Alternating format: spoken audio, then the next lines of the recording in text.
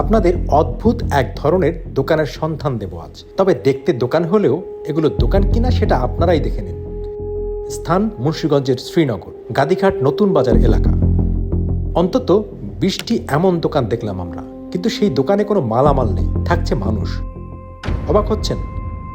এই 20টি দোকানের প্রতিটিতে 7 থেকে 8 জন থাকেন। এটা তাদের কাছে খুবই স্বাভাবিক ব্যাপার। তবে বছরে শুধু একটা মৌসুমেই তারা এসব দোকানগুলোতে থাকে।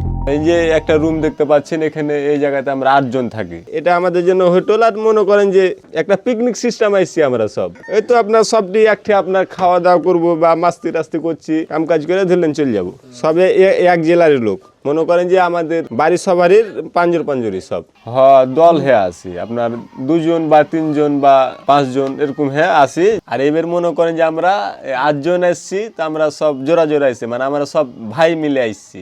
উনি ওনারা 2 ভাই, উনি ওনারা 2 ভাই, আমরা এই 2 ভাই, মানে সব আমরা ভাইটি এসছি এই এখানে। তারা আবার রান্নাও করে খায় এখানে। জানলাম এই দোকানগুলো তারা নিয়েছে ভাড়ায়। 8 জন আছি, 8 জন আপনার চুক্তি হয়েছে আপনার 2400 টাকা, মানে 300 টাকা মাথা। আমরা এই হোটেল নিয়েছি মাসে 2400 টাকাতে, তাও কম হলো ভাই। এটা কোনটা আমরা 10 দিন বা 20 দিন থাকবো, থেকে তো আমরা চলে যাবো।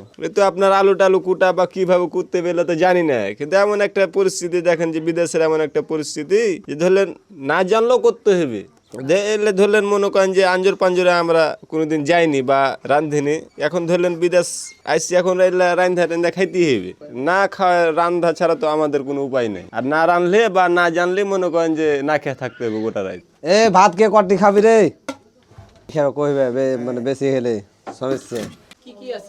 আজকে আপনার আছে কদু আছে, আর খিরে, লাউ আছে, খিরা আছে, আপনার ডিম দিয়েছি এর মধ্যে 4টে। মুন্সিগঞ্জের শ্রীনগরে তারা এসছে কয়েকটি এলাকা থেকে। ফরিদপুর, রংপুর এবং চাঁপাইনবাবগঞ্জের লোকজনই বেশি। এই যেমন এই মানুষগুলো এসছে চাঁপাইনবাবগঞ্জ থেকে। বাইরের এলাকা থেকে এসছি আমরা, মনে করেন যে চাপাই থেকে এসছি মুন্সিগঞ্জে। বাড়িতে সারাদিন যেখানে কাজ করে টাকা পাই, এটা আপনার অর্ধেক দিন কাজ করে অতটি টাকা পাই, অর্ধেক বেলা কাজ করে। মানে দিন মানে যা রোজগার করি বাড়িতে, তাই এখানে ধরলেন হাফ বেলা রোজগার করলে অত টাকা হয়ে যায়। এটা আপনার ধান রুয়া হয়ে গেলে আপনার বাড়ির দিকে যে আপনার হাল চাষ করব, হাল চাষ করে আপনার পানি টানি পেটে আমরা ওখানে ধান বুনবো। কালকে আপনার সকাল 6টার দিকে নামবো, 6টার দিকে নেমে আপনার গৃহস্থ একবেলা খাইতে দিবে। যা ধান লাগাবো, যা ধান রুয়াবো, ওনারা খাইতে দিবে আপনার একবেলা। এটা আপনার 10টার দিকে দিবে খাইতে। ভাত আর সবজি তরকারি, মাছ বা উস্তার ভাজি বা মাছ টাছ বা গোস্ত সেলাই দেয়। সিজনে আপনার কোনদিন 10,000 হলো বা কোনোবার 20,000 হলো, এরকম যে ইনকাম। বিভিন্ন সময় বিভিন্ন জায়গায় যাই, যেখানে কাজ টাম থাকে বা যেখানে কাজ কাম লাগে ওখানে আমরা যাই। ধরেন এই জায়গাতে আসি আমরা ধান বুনাইতে, ফের ধান পাকার সময় হয়তো খুলনা যাই আপনার ধান কাটতে, তারপরে আপনার হাজিগঞ্জ যাই, কচুয়া যাই, বিভিন্ন সময় বিভিন্ন জায়গায় যাই।